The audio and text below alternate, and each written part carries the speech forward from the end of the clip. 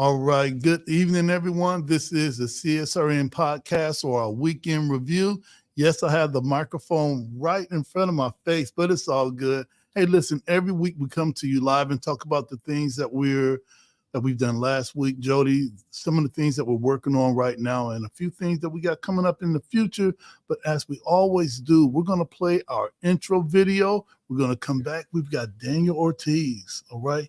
And we've got Annie Beckley Newell, all right? That's a local author. You didn't know that, all right? Just let you know I'm one up on you. So stay tuned. This is the CSRN podcast, our weekend review. We'll be right back. I must confess that that dream that I had that day has at many points turned into a nightmare.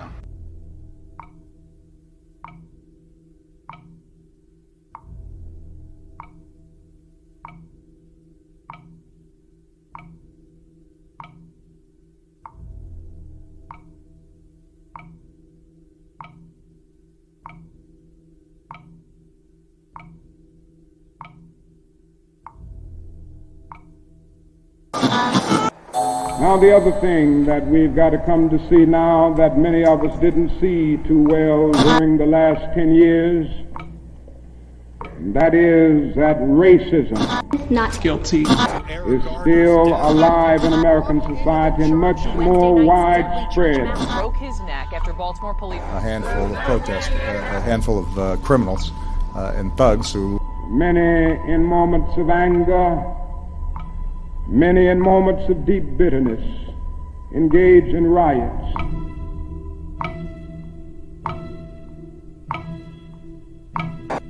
And as long as America postpones justice, we stand in the position of having these recurrences of violence and riots over and over again. Social justice and progress are the absolute guarantors of riot prevention. Mr. Gray's death was a homicide. The Negro was freed from the bondage of physical slavery. The athletes marched onto a stage. But at the same time, the nation refused to give him land to make that freedom meaningful. Freedom without land to cultivate. Freedom and famine at the same time. And create jobs for our people. The Negro is to be free. He must move down into the inner resources of his own soul and sign with a pen and ink of self-assertive manhood his own Emancipation Proclamation.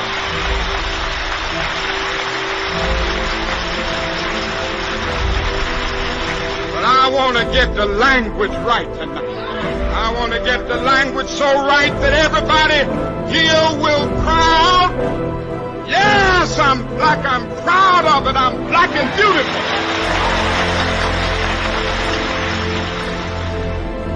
Individually, we are poor when you compare us with white society in America.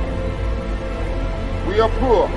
Collectively, we are richer than all the nations in the world with the exception of 9.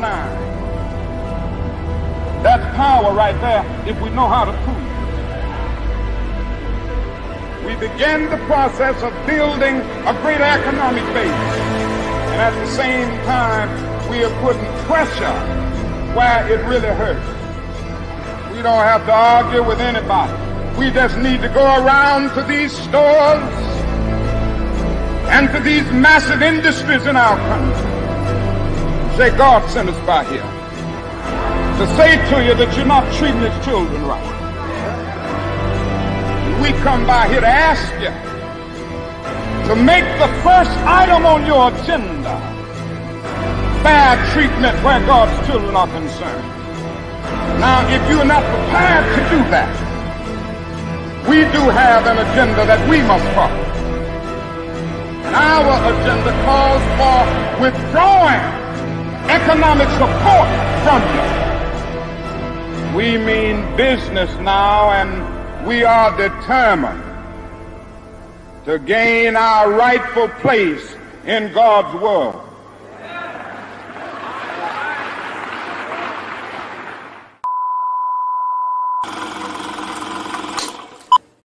All right, we are back. This is the CSRN CSRN podcast, our weekend review where we come live. I got that microphone out from in front, and I'm going to try not to yell, but I'm excited about having Annie on.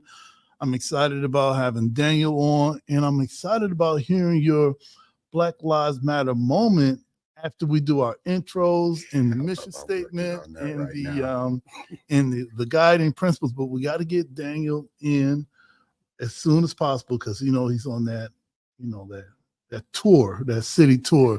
So let me get started. I'm Brother Washington Muhammad. I'm one of the co-founders of CSRN along with Mike Leonardi and Jabril Bey.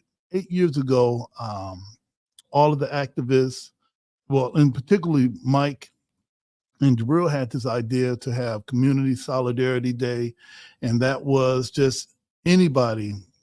They didn't have to be a pastor, preacher, politician, or professional. Anyone could speak truth to power. All they needed was to have some facts, maybe a bullhorn or two. And here we are, Jody. This will be 9 years later. 9 years, October, and you'll talk about that in our mission statement. What do I have on today? Today I have on my brown rim glasses. I do not have a hat on. I felt the breeze. All right. I'm like, oh no. Everybody thought I had hair. No, I don't think they did. All right. I don't think they did. I've got my All Lives Can't Matter Until Black Lives Matter shirt on. I've got my beats on today. And as always, I'm dedicated to respect, protect, and defend all Black bodies, no matter the cost, no matter the gains or loss. And this is the home of Black Lives Matter and Justice or Else. And I am super excited. So if you're listening in, you might hear something different, that our sound isn't wonky today. All right. He is so obsessed about the sound. It's okay though. It's okay. Good sound is part of what makes you guys listening. It's not just my voice alone. He was like tweaking and stuff. He was like, no. It's your voice alone. All right. The way that it was sounding. They were tuning in just to hear you. But hey, listen, I think that's my intro. I don't think that I have anything else. If you could tell them who you are, what are you wearing? I mean, really, what are you not wearing? And we're going to get into our mission statement. All righty.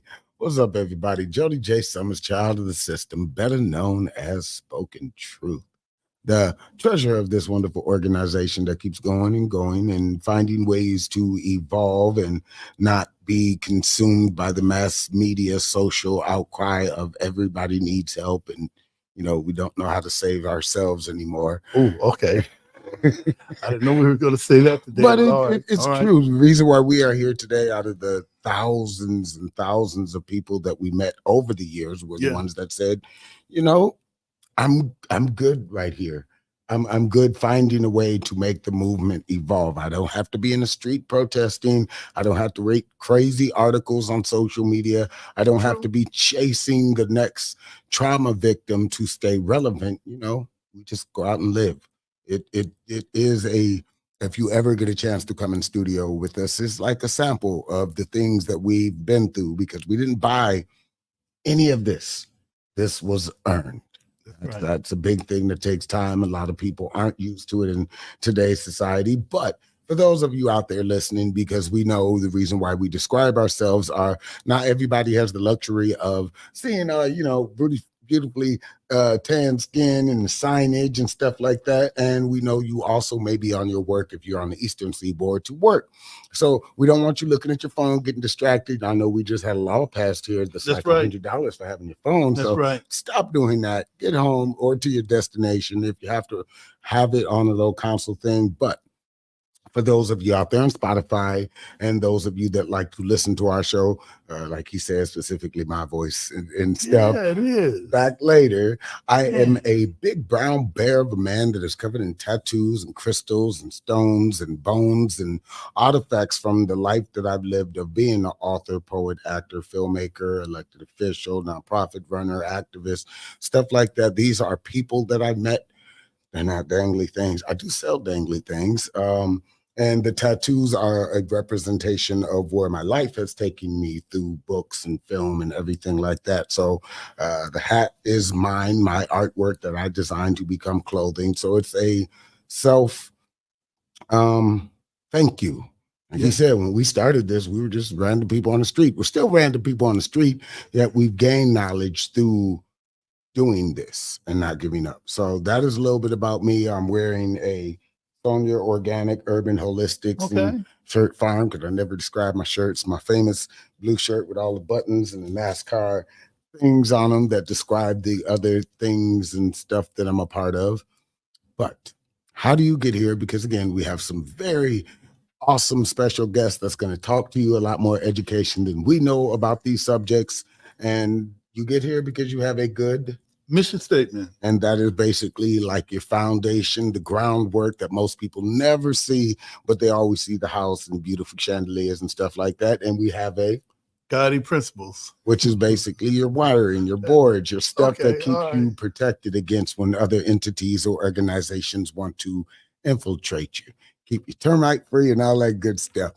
But this is our mission statement. Thank you again for always tuning in with us every single week, or whenever you get a chance to. Tell your friends, share, like, do all the buttons and stuff like that, because we truly appreciate you, and this is the only way we grow.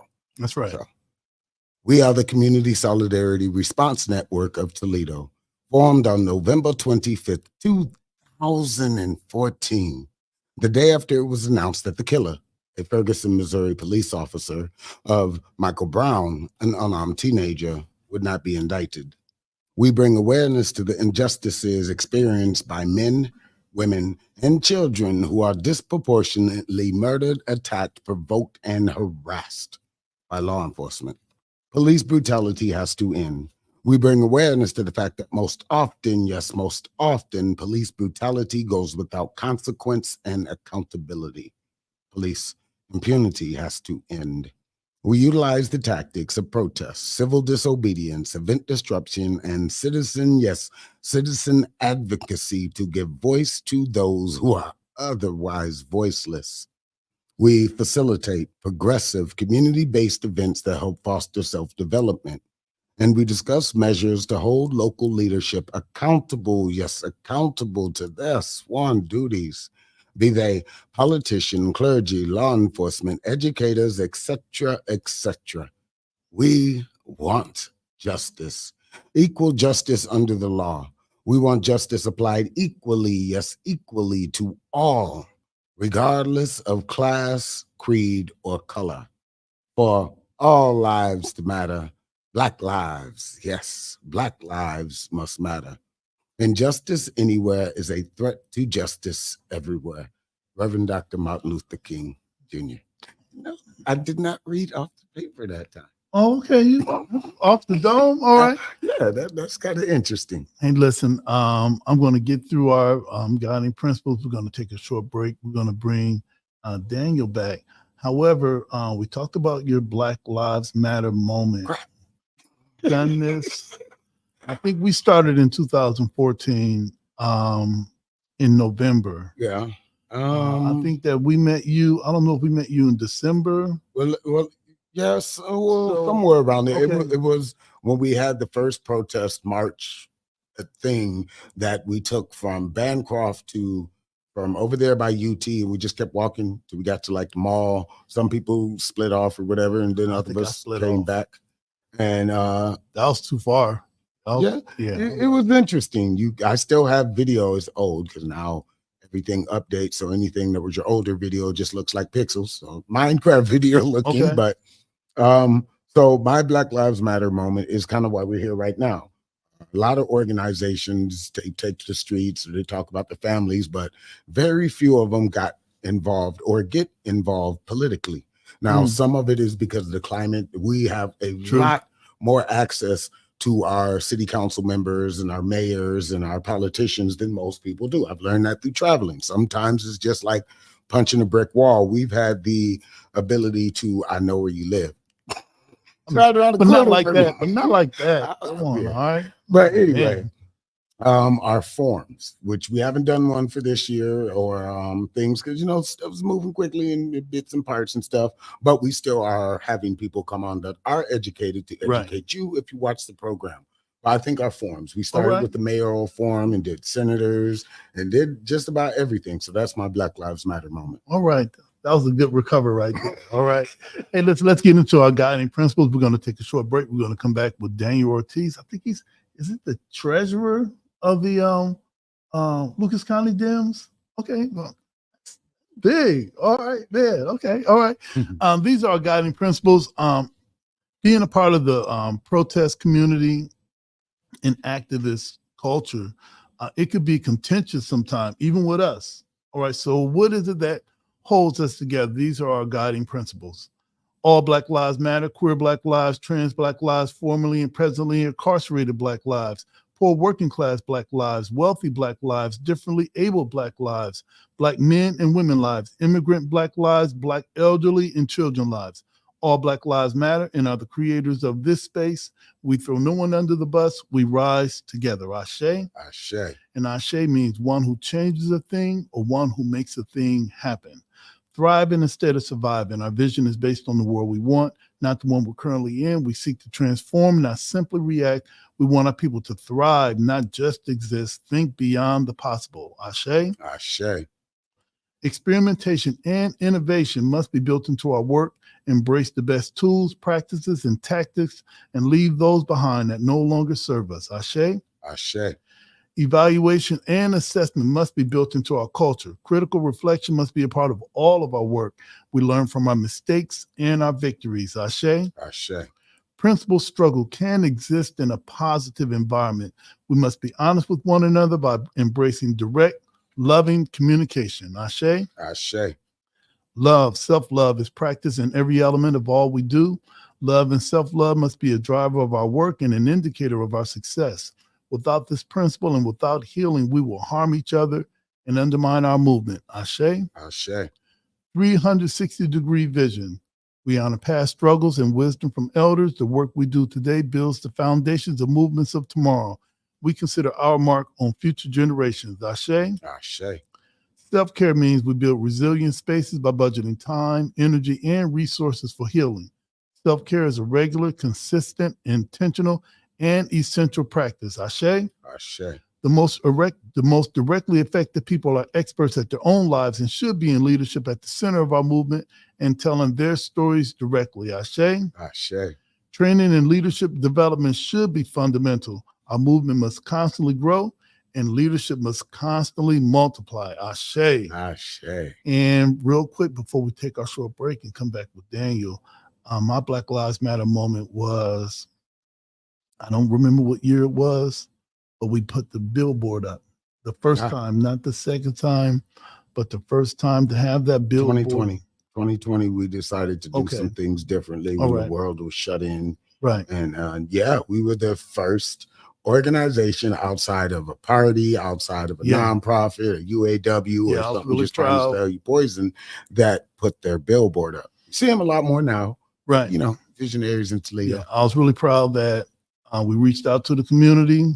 Some we asked, some we shook down, but everybody cooperated. But that was in conjunction also with the Bailout Black Mamas. And again, that was a year that was phenomenal.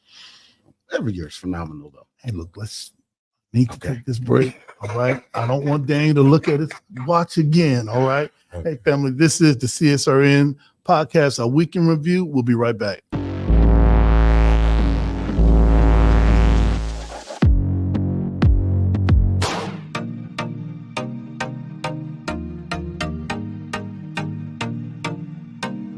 If you can ride a bike without falling, then you're good to go.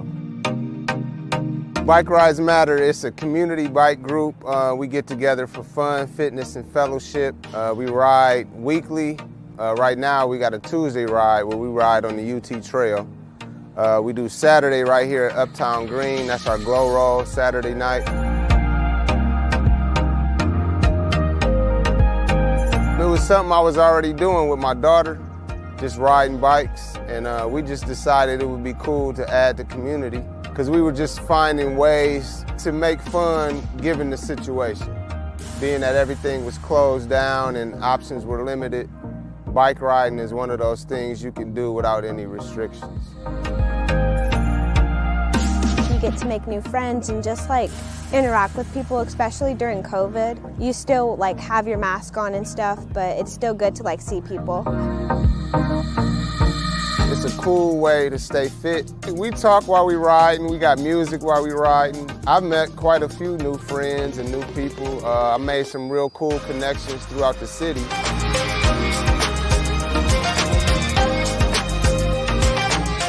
Take advantage of the time you have. Take advantage of this pandemic. I know it's a lot of restrictions, but you can be creative and find new ways to have fun, one of which is this right here.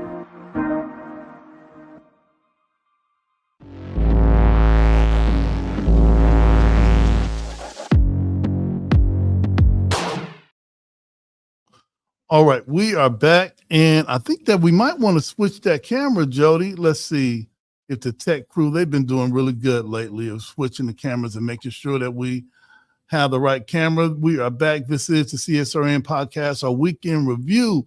And as we do with CSRN tradition, we always ask our guests, who are they? What are they wearing? And what are we talking about today? Well, thank you for having me on again. It's been a while. My name is Daniel Ortiz. I am the field director now for Ohio Physicians for Reproductive Rights. That is one of the groups working to pass issue 1 in Ohio this year. Last time we spoke, I was a pharmacy technician, and I had to stop coming on the show because I got switched to the night shift, and then I got laid off from that job a few months after that.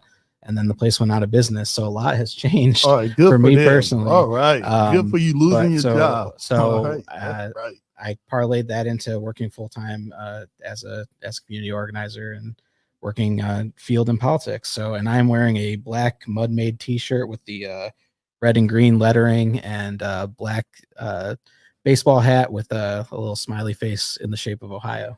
That's what I'm wearing today. Hey, let's get into it.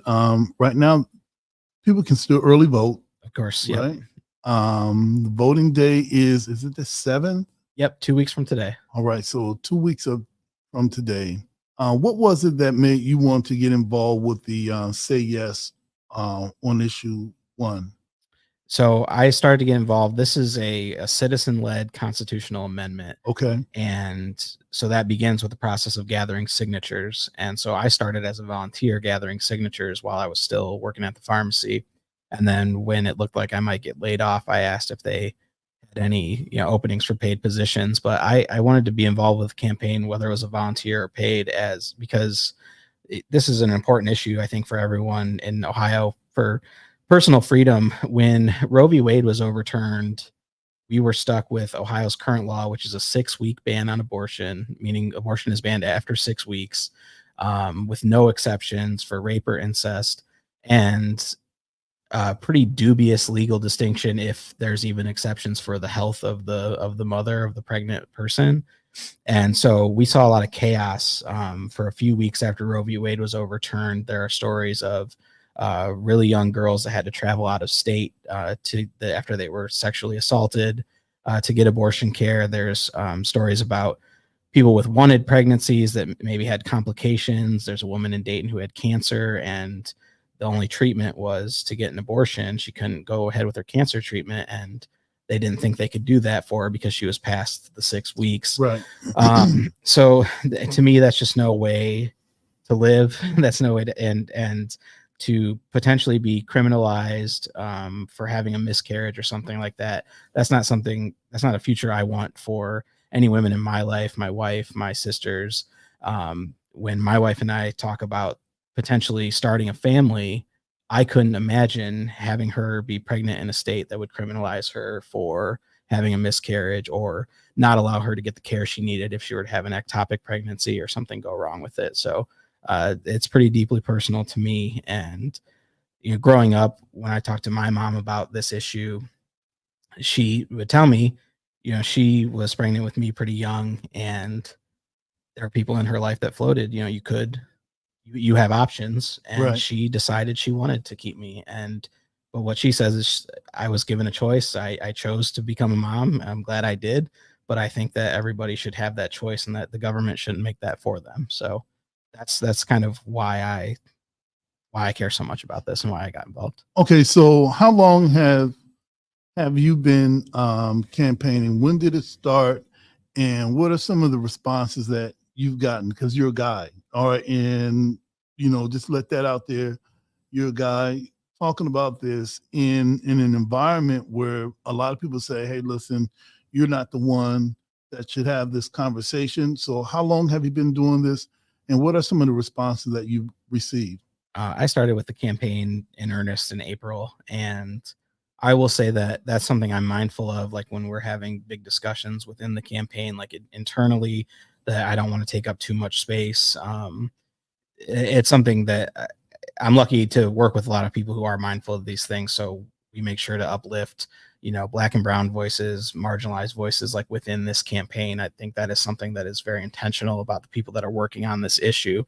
But I get comments all the time about being a man, right, working on this in a positive way. I have women thanking me, saying, we need more men to speak up about this. I'm glad you're doing what you're doing. So I've never had someone say, you're a man, you shouldn't be working on this issue. All right. Well, just wait a few minutes. All right. So we'll see. Right. Only 2 weeks to go. Right. That brings me to to my next point. As I drive to Mont Branch Library, where we're streaming this live. So if you're just driving around the community and you want to be a part of a really revolutionary space, every Tuesday, 6 p.m., except for Election Day, myself, Jody, either we have Annie here or Haley or Nika. Hey, just stop in and see how we're doing this live. All right. So I'm driving to the library, and I see vote yes, and I see vote no, all within the same community. And usually, Daniel, we pretty much have it locked down for if we vote yes and vote no. So what are some of the misconceptions that you've heard of what yes on issue 1? Yeah. So a yes vote on issue 1 is going to amend the Ohio Constitution. And the text of the amendment, I have it here. I'm gonna hold it up for the camera. It's one page long. This is the full text. So it is plain English. Anybody can look this up. There's actually a website, readtheamendment.com. Okay. You can go to and actually read it for yourself, word for word, what it says and what it will do. And what it will do, I think this part is the most important. It will add to the Constitution that every individual has a right to make and carry out one's own reproductive decisions, including but not limited to decisions on contraception, fertility treatment, continuing one's own pregnancy, miscarriage care, and abortion, and that the state shall not directly or indirectly burden, penalize, prohibit, or interfere with or discriminate against either an individual's voluntary exercise of this right or a person or entity that assists an individual exercising this right. So that's the main component of it. That's what it will do.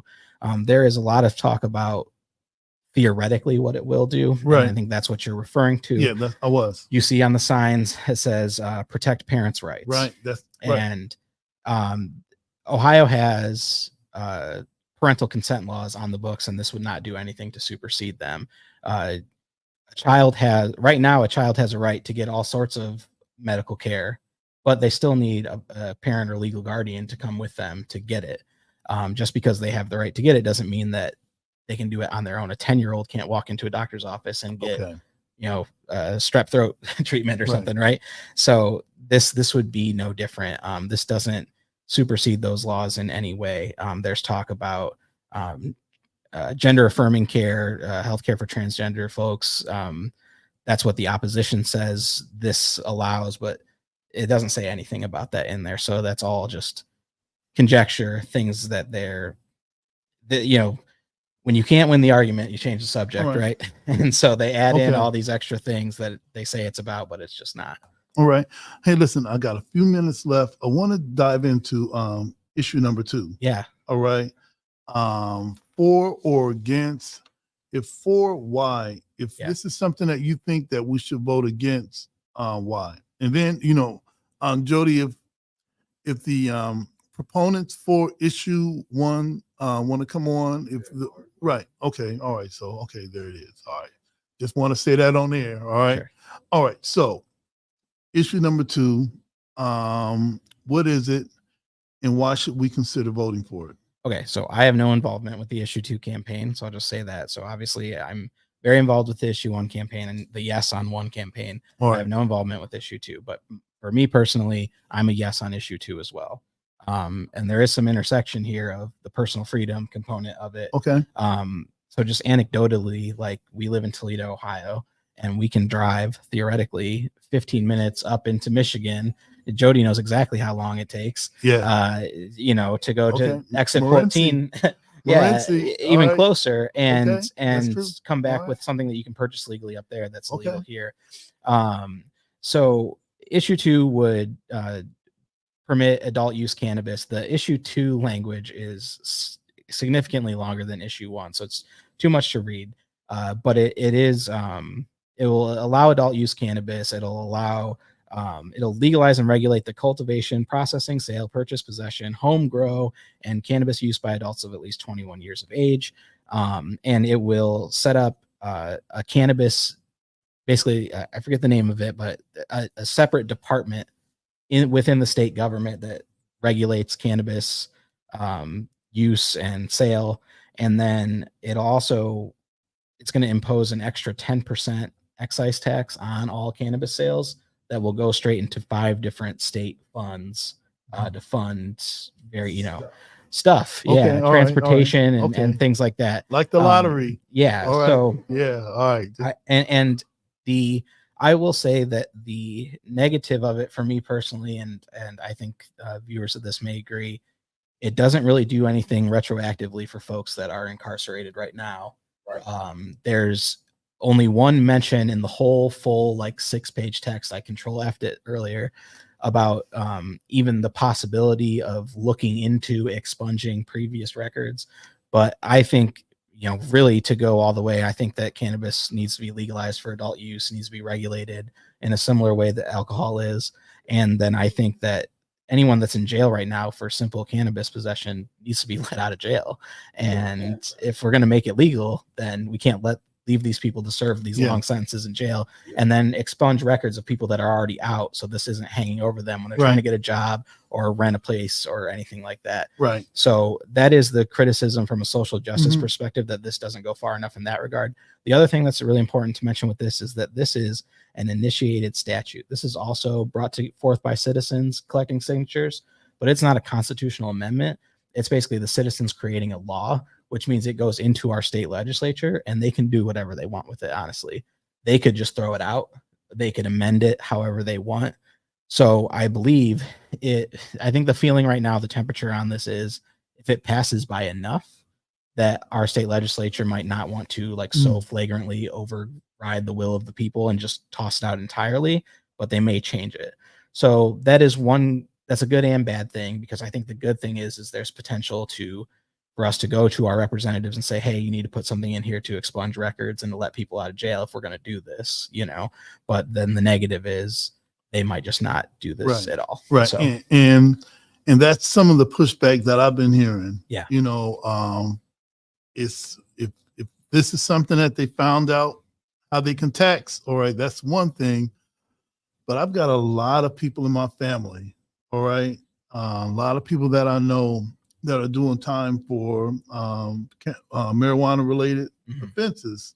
So how is it that, okay, it's all good, and those who are going to grow it and sell it, I know what they look like, I know what neighborhoods they live in, while everybody else is still locked up. So I think that they're going to have to really reconsider, so that everybody that wants to be involved with this, that wants to vote for it, that they'll feel that they got some skin in the game. Yeah, and it does say in here that one of the clauses is to establish the Cannabis Social Equity and Jobs Program and require the Department of Development to certify program applicants based on social and economic disadvantage, and define social disadvantage to include membership in a racial or ethnic minority group, disability status, gender, or long-term residence in a high area of high unemployment. So that is some nod to that, but I don't think it goes far enough at all. Right. So that, for me, that's not enough for me to vote no on this. Right. Understand. But I do wish it went further. And I hope that if this does passes, that we really focus on that next part, because again, it is really hard to to square that. You know, if they're going to open up someplace over outside Old Orchard, where some nerd with an iPad sells me, you know, $250 worth of gummies, but then someone from our community is still sitting in jail for selling, you know, a quarter pound or something. I mean, that's just, you know, I drive through Morenci often on my job, not stopping at any other places, but I drive through there often. And as soon as you get into the city, within a 1.5 block, there's at least 5 or 6 shops. I've never went in any of them to see who owns them, who works there, but I'm not going to say, oh, you already know, but I think you already know. All right. So, hey, listen, we want to thank you for stopping by. We want to bring you back again just so that people can hear about some of the things that are coming down the pipe that we need to really take a look at. This is Daniel Ortiz, treasurer of oh yeah, that's the other thing. I'm the treasurer of the Lucas County Democratic Party now. All right, man. Okay, well, for the Lucas County Democratic Party, you did good. Normally, you guys hire from within. It's the same people, and they really do a great job of those musical chairs, but it's the same person. All right, this is a real one. I want to thank you for coming by. Thank you for having me. It's really, really good to be back. Hey, listen, family, this is the CSRN podcast, a weekend review. We'll be right back.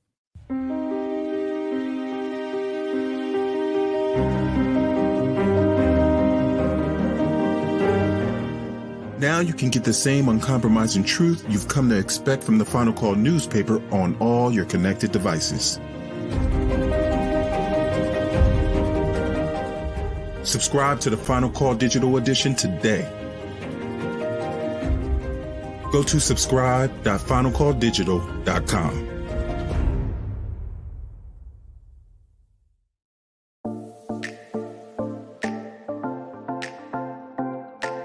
Pathway Incorporated Brothers United program believes that children are important. Every day we support and advocate for fathers because when children have involved fathers, the whole community thrives.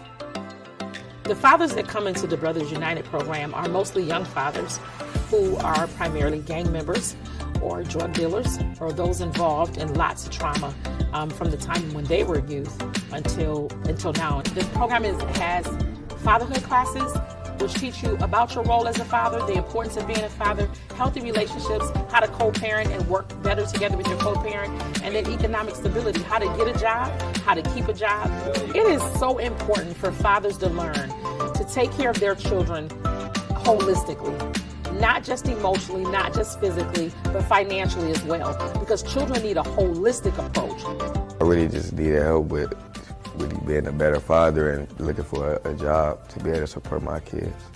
Some of the problems I was facing when I joined Brothers United was communication with my children. Had some time apart from each other for a while, so they gave me the tools to really get back in communication with them. Fathers will come into our program with their heads down. 2 weeks later, their heads are up. 3 weeks later, they're laughing and talking. 4 weeks later, they're building a bond. And by the time we get to 8 weeks, they're saying, hey, we want to stay here. What can we do to stay connected? It gave me a better perspective on how to look at things from other people's point of view. You know, sometimes us as men, we get caught up in being prideful and arrogant, thinking we don't need the help. We do. And we just have to put our pride, selfishness, and arrogance to the side. And when the help is there, take it. Hope plays the most important role in everything that we do because we have to have hope. We have to remember that fathers are important, and we have to not only say it, but we have to live it, we have to breathe it, we have to do it, we have to convey it to everyone. Let's get a VU Nation on 3, fellas. 1, 2, 3. VU Nation! The dads give us hope. The dads supply for us on the days when it gets hard. On the days when we've seen more violence than we ever want to see. On the days when we've lost some dads to jail or to murder, they give us hope.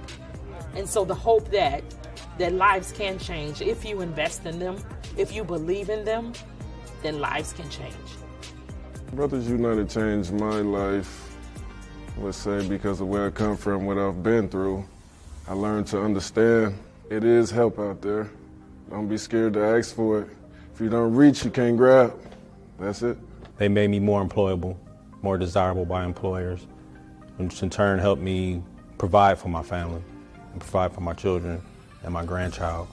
So it makes me a better man, a better father, and a better example. It showed me like how to be better to my kids, so I went and got custody of my son. My son been with me for a couple months now. So this showed me how to be a better parent all around, just a better man, period. Initially, I didn't know that it could change men's lives. I didn't know that fathers could change. But it's amazing to me when fathers come back a year later, 2 years later, and tell us thank you. Or they'll make a Facebook post and say, look at what I'm doing now. It's amazing to me about the level of work that we've been able to do and the lives that we've changed in just a short period of time. And the fathers who come back and say, thank you, I needed you, and you were there. And shout out to Brothers United, man. Be you.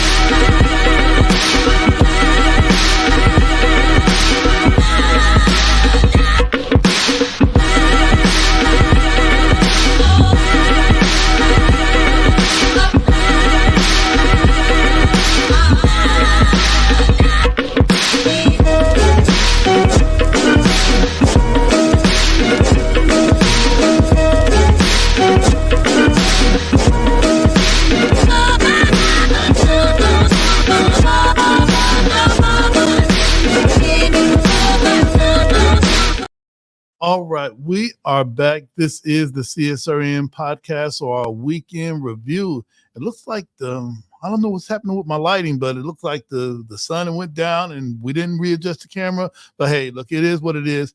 Hey, listen, family, we just got a chance to talk to Daniel Ortiz, treasurer of the Lucas County Democrats and proponent for issue number 1. Well, he's helping organize that. And he's a proponent for issue number 2. Both of those issues create some tension in the community for those who are for it or those against. We say, vote your conscience, all right? Just get out and vote. Be a part of the process and not the problem. So we're going to lighten it up right now. And as always, with our CSRN tradition, we always ask our guests, who are you? What are you wearing? And what are we talking about today? Good evening, everyone. I'm Annie Beckley Newell. I am a brand new author. I published my first book. I'm wearing a steel gray silky top with black pants and sort of like an antiquish top under it with sequences and things. Oh, okay, I want to get right into it. Man, I know my co-host, he's an author too, and he's written numerous books, and I don't have to tell you because he will. He will. Oh, what was it that made you want to write a book? What was it? Actually, I started writing when I was like 10 and 12 years old, but I didn't know I was writing. I just liked to jot down things and to write things out and tear it out the book and fold it up and put it away and then come back and read it. I would read stories, make-up stories actually for my 2 siblings, and we'll just talk and they just sit around and wanted me to always tell them a story. But I didn't come into my writing actually until I was an adult, way into my 40s. I had been through a series of really challenging things in my life. Had lost a home, had a car repoed, and I was just, I had a parent that died, and it all came crashing down on me at one time. And I remember having a dream. I guess you could call it a dream. Some people would call it a vision. All right. Because it was so clear. Wow. And clairvoyant that I could actually feel the wind blowing across my face in the dream. So I was put there to observe the characters that was in this dream and the things that they were going through. And so when I woke up, I immediately jumped on my computer and started typing everything that I saw out. And I typed all the way through the night until the sun was coming through the window in the morning. And when I looked at it, I had at least 2.5 chapters of just constantly, and it was so vivid that I could actually, it was like I could tell what they were saying, what they were going to say, what they were feeling. And I was just so filled with emotions when I woke up. And this went on for a whole month of urgency. It was like, I need to get this story out. I need to get this message out. But as things happen, time, essence, things come in your life that throws you off the beaten path, as you would say. And I put it away. So for I would say almost 15 years, I was writing on this book. Wow. When I had a tragedy or something serious come into my life, I would put it away. I would just shut down. I couldn't work on it. I couldn't think about it. And the urgency that I had at first to get this story told, I let things of life crowd it out, push it out. So my thoughts and my words would be to anyone of the listeners, if God puts something into your spirit do it. And I know life has its own baggage and it has its own weight, but I implore you, push through and get it. If I would have followed the instructions that the Holy Ghost gave me in that dream 15 years ago, I would be 15 years ahead. Further. All right. Because it took someone that I didn't even know that I was talking to on the phone about health insurance. Right. That he didn't know me. I didn't know him. He said, "You're sitting on a blessing that was given to you years ago. And God is still waiting on you to follow that through." Now, he didn't know me. He had no idea I'd written a book. And I was like, "What did you say?" And he went straight on from that conversation onto the insurance. He handled that and got off. He said, "I want you to take my number down and my name and my extension number." He said, "And I want you to let me know how everything come back."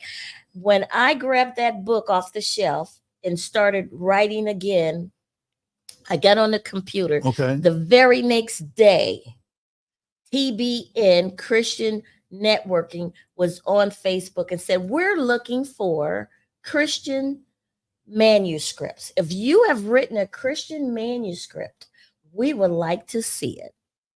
And here I am, like, it's been sitting on the shelf for years until the day before when this insurance guy that I don't even know said it, that you have been sitting on something that God told you to do for years and you need to get it done. So I went on ahead and clicked the button and put my name in there. They got right back to me. They said, "Well, can you give us a sentence about your book?" I said, "Sure." I sent in a sentence. They got right back to me. They said, "Well, can you give us a little more? What about a paragraph?" I said, "Sure." I gave them a paragraph.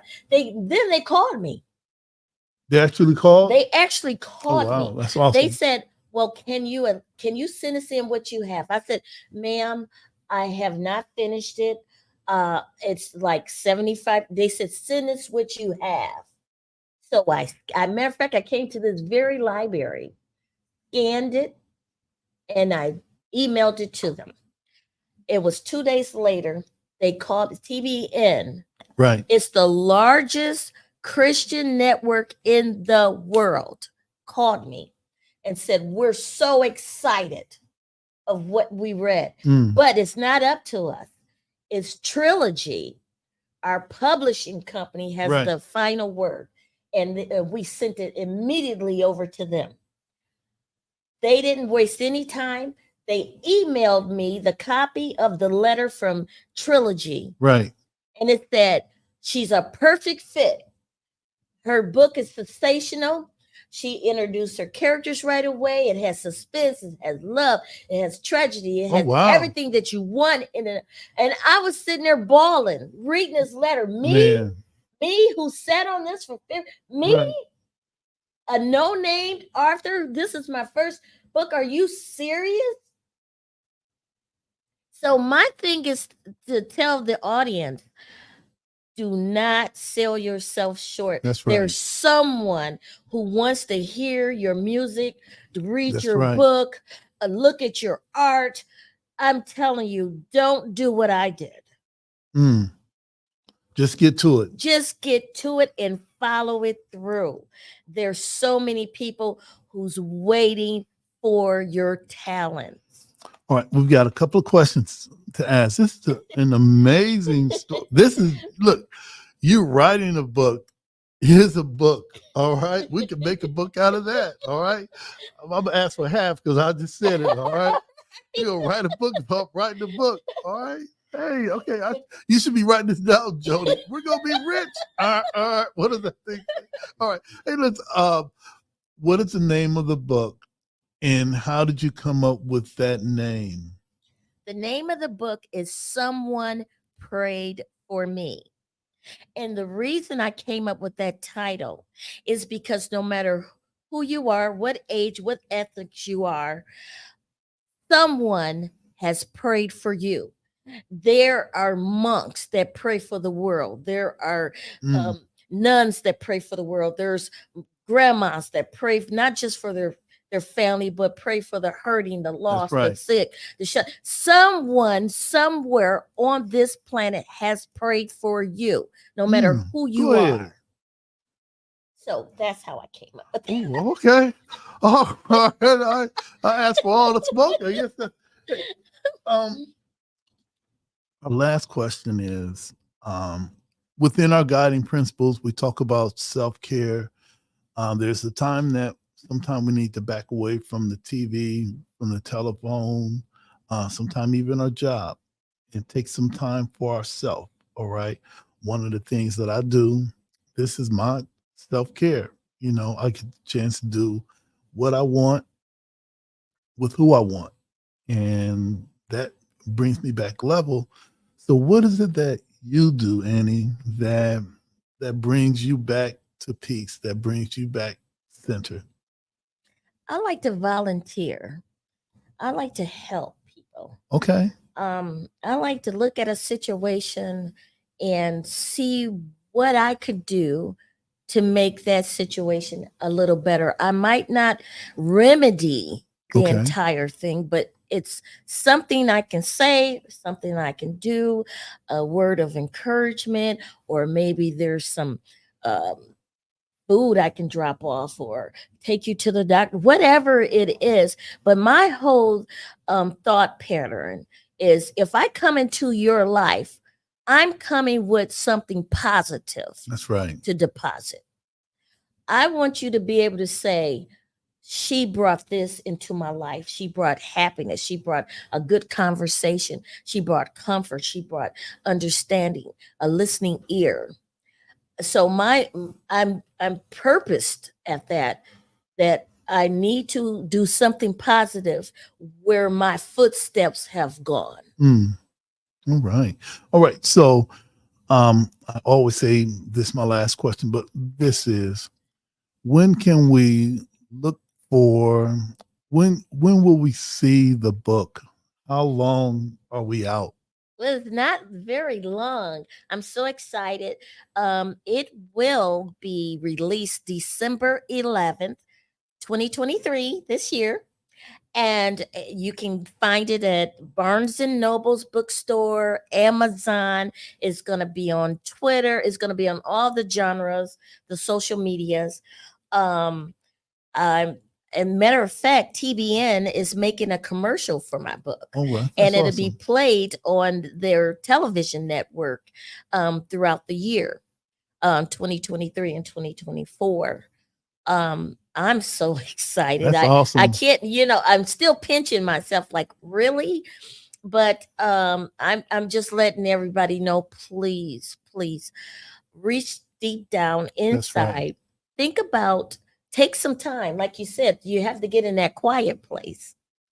And you got to really soul search and find out, I'm really good at my job. I've been there on my job for 20 years. I'm really good at playing ball. I really like going, but no. That's not who you are, though. That's right. That's what you like to do. So you need to find out who you are. And normally you show traits of who you were or are when you were a child. A lot of times your parents will miss it. People, the grown-ups around you will miss it. You might doodle a lot. Okay. You have an artistic hand. You might like to tinker. Every time they get you Christmas toys, you're taking your trucks and stuff apart. You like the mechanics of things. That's a gift. We all come with gifts. There's not one person on this earth that didn't come with gifts, and most of us have more than one. True. So I just implore you to take some time, some quiet time, and honestly ask yourself, what is it that I like to do? I really like this. And that's probably one of your gifts. All right. Jody, I know we said that we were going to go to break, but I just remember something that Anika Fields said last week. She had challenged us to give 3 things that we're grateful for. So instead of us accepting the Anika Fields challenge, we're going to put it on Annie. All right. That way, when Anika watches this, it's true that we did what she said she was going to do. So, I don't want no smoke, no drama. So, Annie, if you could, our process question for today from the Empowerment Toolbox, that's Anika Fields' brand. Can you name 3 things that you're grateful for? If so, what would they be? Well, for number 1, I'm so glad and thankful that God sees me. I'm so glad and thankful that He blessed me. Oh, okay. All right. And I'm so glad and thankful that He gave me the courage to stand before people and tell them of His love, His kindness, and His protection for us. All right. Man, Joe, that kind of backfired on me. I thought Annie was like, well, Brother Washington, I really don't know. I guess I could say I'm grateful for you. All right. Hey, listen, I want to thank you. Will you come back and tell us when we get close? Family, this is the CSRN podcast, our week in review. We'll be right back.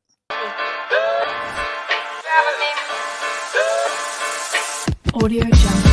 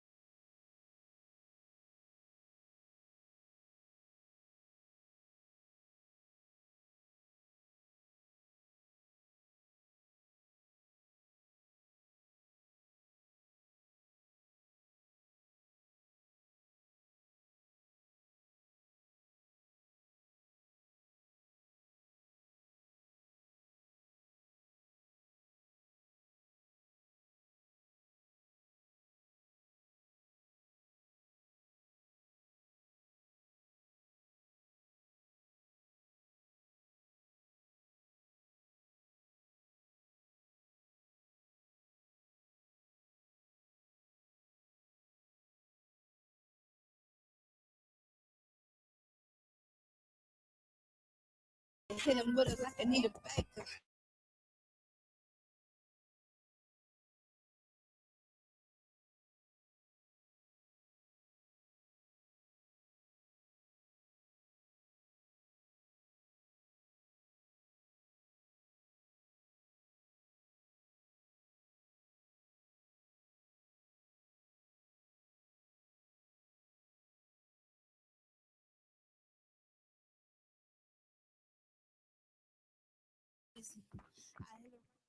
All right, we are back. This is the CSRN podcast, our weekend review.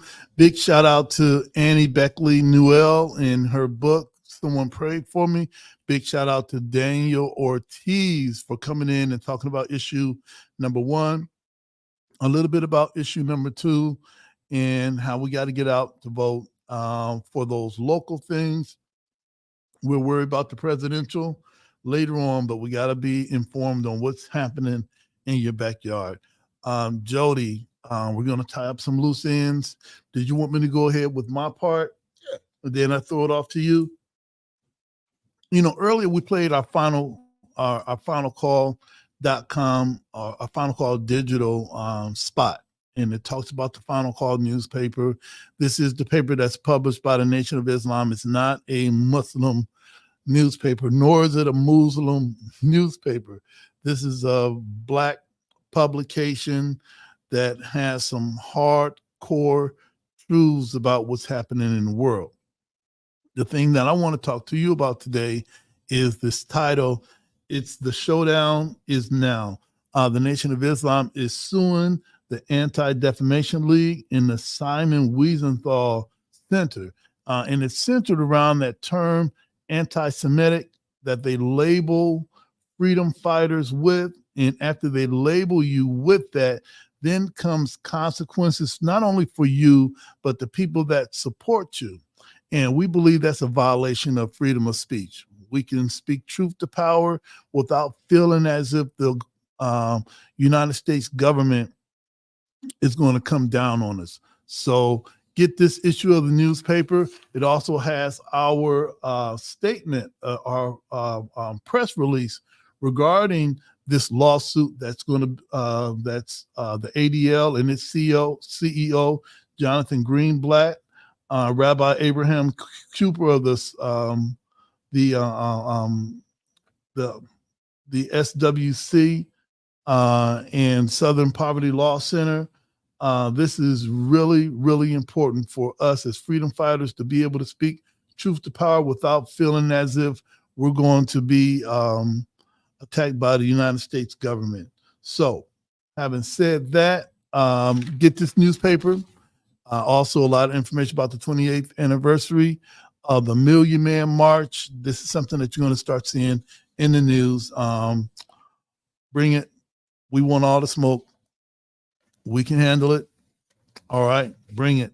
All right, that's mine for the day, and I'm feeling that because we had to hold back on saying anything public about that, because every time a Black man, a Black woman speaks up and speaks truth to power, I'm not going to do a rant. You already know what it is, but hey, just go ahead, bring it.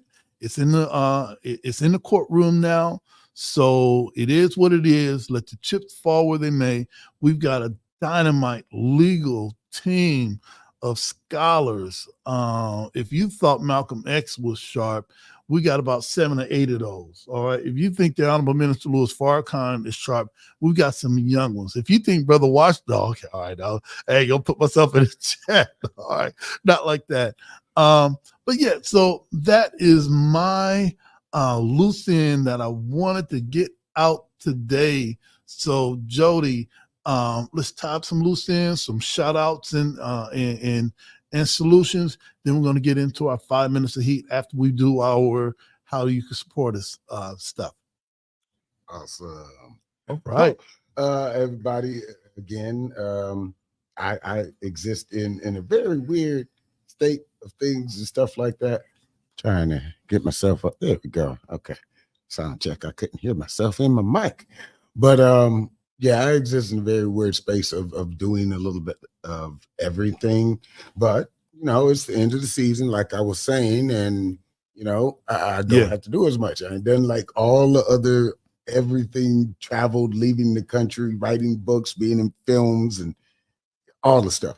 So when I left, we were talking about an open mic I was going to and everything. So that's about the only thing that I really was able to attend. There are some stuff that I'll talk about, a couple other things that happened last week, but the Poetry and Soul Sessions presents a candlelight affair is where I was at last week, last Thursday, and that does happen the third Thursday of every month. Right now, currently, it's at the Entrepreneurs Club.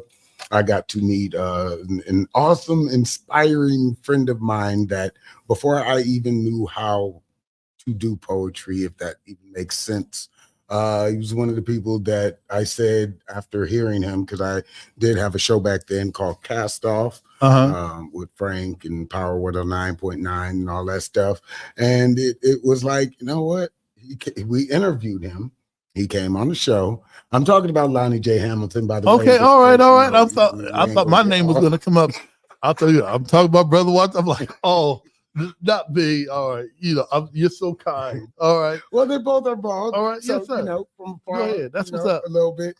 But Lonnie J. Hamilton, he came out currently. Now he resides in Texas. He's been there since I think 2020, I want to say, or a little before. But I want to say maybe 2019, maybe 2018. That's true. And I know he said like 4 or 5 years, but he's been gone for a while. He used to host a lot of open mics here and started, I guess, way back in the day when he was called the One. But the open mic scene here. So he was before I even knew what a poet was, I said, one day I'm going to perform like that, because we had him on the show and he performed one of his pieces from memory. And I was like, wow. Even before I knew any of the stuff I would be doing now. So he came back, he performed. It was Anitra Cherry and my good friend of mine named Floyd Lee Divine. You can find her on that on socials and stuff. She just released her book. So she came and did a mini book signing and stuff. Shout out to Keisha Renee, Kay Renee, those of her who may know her in the health and mental care, all that stuff. So, I put some words out because we do have a very good variety of people here on the show. So since I'm always doing artistic stuff on stage, I'm inviting more of my friends. So also this is an open extension to you, but I let Keisha and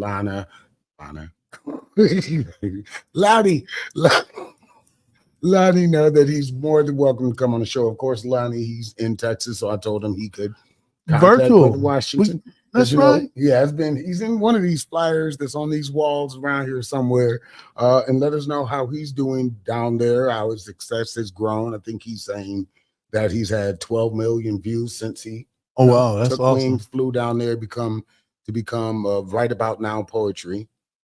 So it was a good night. Everybody had some fun. It was nice to see everybody. A lot of people got stuff from Japan. But back to the other stuff that happened that I unfortunately could not be at. There was my good friend Dan Denton. He had The Dead and the Desperate book signing at Gathering Volume. So he has another book out. Very good, very awesome poet, friend of mine that I've known for many, many years. He's releasing another book. So if you could check it out, The Dead and the Desperate. And that's about some of the biggest stuff that there was also, because I just saw that the other day. Sunday was the Black Men Matter photo shoot. We were talking about Miss Fields. Not Miss Fields, but Brothers United. We do the commercial on here. I believe she was one of the people to help. Avis sister, Avis Files. All right. Files, that's right. All the good stuff. Avis, I got your name right. All right. That's because I know you and I love you. All right. But I saw some stuff from there, so it looked very good. I can't wait to see the photo shoot. I mean, although for me, the Black Gala also went on. That's right. Those that were able to do it, donations went to the mom's house. But for me, I think I've reached a point in my life I'm not dressing up. I'm not sorry anymore.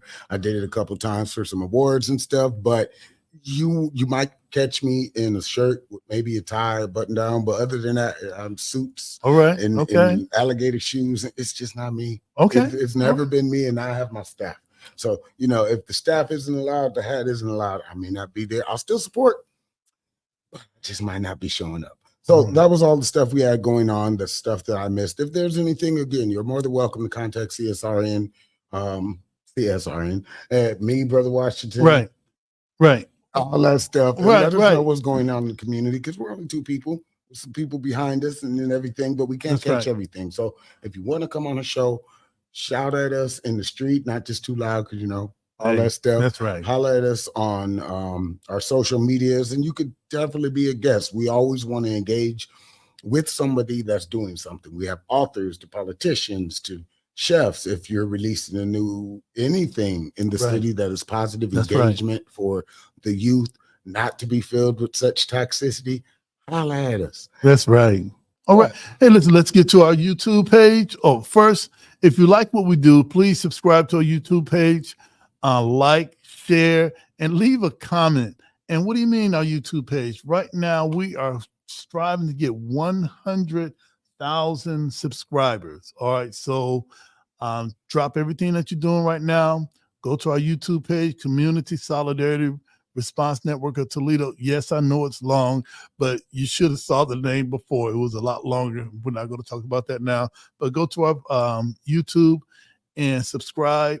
Click the notification, the bell, so that you'll know whenever we're having a podcast. If you want to support what we do, you can support us via Cash App. That's the cash tag, CSRN 419, and PayPal is CSRN 419.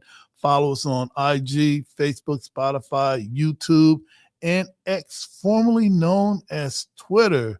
That's how you can get to us. We still have some Black Lives Matter signs, as well as some defund Toledo Police Department signs. That will be a Halloween treat to have some of those on your block. All right. Jody, I think that we've done all of our tags. We've asked for support. We've done everything that we could do. What do we have for 5 minutes of heat today? Well, before 5 minutes of heat, and I know we have to get out of here because they're going to start blinking the lights and stuff, but just as I did the past, if you are coming up on something before we come back next week, these are the 3 things that you will probably see me at throughout Toledo and around the town. A good friend of mine, Jim Zaleski, he is having an open arts expression at St. Paul's Methodist Church this Thursday at 6:00. He's also the person with a couple of other partners that have purchased or are purchasing or in the process of taking art on the market, which is downtown by Libby Glass, and having it be a art studio for us versus whatever it was before. It was awesome, but now he's going to take on the mantle of that with a couple of other artists. And that's big. Yeah, it's very big. A daunting task indeed, but that is what art is. That's right. This Thursday at 6:00. Also, so if you're in the downtown area, you can get a lot of types of art and stuff. There is an open mic poetry reading at Bucci Mama's. If you don't know what Bucci Mama's is, the kombucha that's from Toledo, you might see it around everywhere. They're doing an open mic there. I was there right before the unspeakable virus and stuff like that at their older location. They're at a new location right now next to some good friends of ours at Gathered Glass, who produced our Fist. Oh, yeah, that's right. I still have mine. Black Lives Matter awards and everything. And finally, upcoming Monday, October 30th, right before we come back on air, is Toledo Film Halloween Mixer. So if you want to know anything about the film industry in Toledo, Ohio, you want to act, you want to produce, you want to direct, see some people that's done some stuff, because we now are a taxable credit film city, which means bigger films can come here and get a tax credit for all the awesome stuff Toledo. But that is going to be at Toledo Spirits Company starting at 6:00. So RSVP, come meet some of us. I might be in character from Clowneck in the last film I just shot. So with that, that is some stuff coming up until you see us next Tuesday. Our 5 minutes of heat, he's going to discuss that to you. I'm going to get this uploaded so I can read it, what that is. All right. Well, we're still celebrating 50 years of hip hop. I remember writing my first rap back in 1978. All right. And I've loved hip hop, or you can call it hip hop. You could call it rap. I loved hip hop and rap ever since.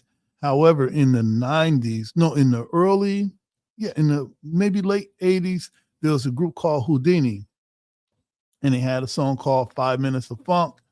And when we started figuring out how to close out our meetings, we didn't want to just have a gavel We wanted to do it using some creative expression, and I'm like, we'll call it 5 minutes of heat, because if it's a freestyle rap, if it's a poem, if it's a dance, if it's just a monologue, it's going to be that hotness. So we start calling it 5 minutes of heat, and here we are. And I'm glad that you reached out to some other artists that could come on, do what they do, and get some exposure if they already got it, Yeah, But, or come with their education and knowledge about their specific things. Okay. I am a jack of all trades, but better than the master of one, because I haven't pigeonholed myself into I can only do one thing perfectly. All right. I may not be better than some people that do that one thing perfectly, but I have a myriad of other talents in different areas that I've learned to perfect as best as I can. All right. What do we have for today? So today's piece is a piece called Successful. It is the second to last piece in the Childhood Trauma Series, Volume 2. I told myself eventually I have to stop writing poems and start publishing the book. This is one of those, which is a play on words from what was in Childhood Trauma Series 1 called Enjoying Being Weird. So this is Successful. You might catch the same rhythm, but let's begin. Peace. Successful. Successful people will not make you feel small for starting out. Successful people aren't trying to make you pay to help you. Successful people aren't trying to show you how successful they are. Successful people are happy with very little material things. Successful people are always on brand. Successful people take accountability for their mistakes so they don't repeat them. Successful people look like normal people. Successful people live longer. Successful people appreciate the little things. Successful people are oddities amongst the consumers. Successful people want you to see you win. We're lonely. Successful people give back to their communities. Successful people practice taking breaks. Successful people have stress. Successful people know their limits. Successful people don't involve themselves in everybody's business. Successful people like their privacy. Successful people don't like repeating themselves. Successful people don't like drama. Successful people are appreciative for everything they have because they know how hard it was to achieve it. Successful people communicate. Successful people are always thinking about future generations. Successful people eliminate poisonous situations the moment they notice them. Successful people are anyone that is willing to keep trying because they know you only fail if you quit. In peace. All right. And as always, we snap our fingers. All right. All right. I think is that my first time hearing that one? That is. All right. Okay. All right. All right. Man, listen, we've got one more podcast until the election. So we'll be back on next week. I don't know who we're going to have. Maybe we'll figure out. We'll have somebody on. Don't worry. Yeah, we'll look in the planner and see who's coming on for next week. Again, if you want to be our guest next week, you're more than welcome. Just contact me, Brother Washington. The Community Solidarity Response page will respond back to you, show you whether you need to come in, or you could be, on the screen, one of the little community square boxes. That's stuff right. Like that. And as always, all lives can't matter until Black lives matter. And Black lives can't matter until all Black lives matter. Justice or else. Yeah. Peace.